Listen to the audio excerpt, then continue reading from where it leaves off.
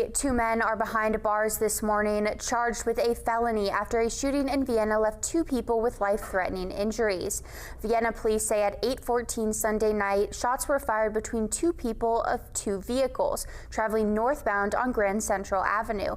Investigators say that Ashton Elschlager of Walker was one of the shooters, even though he was also one of the victims. The second shooter, Jacob Thomas of Waverly, fled the scene. Officers tracked Thomas crossing the Williamstown Bridge into Ohio, where Washington County deputies stopped his vehicle. Police say 2 people from one of the vehicles were hit. One was Elschlager. The second victim was airlifted to Ruby Memorial Hospital in Morgantown.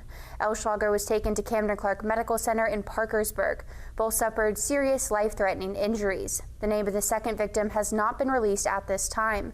Both Elschlager and Thomas are now charged with wanton endangerment, a felony. Elschlager is being held at the Wood County Holding Center, Thomas at the Washington County Jail.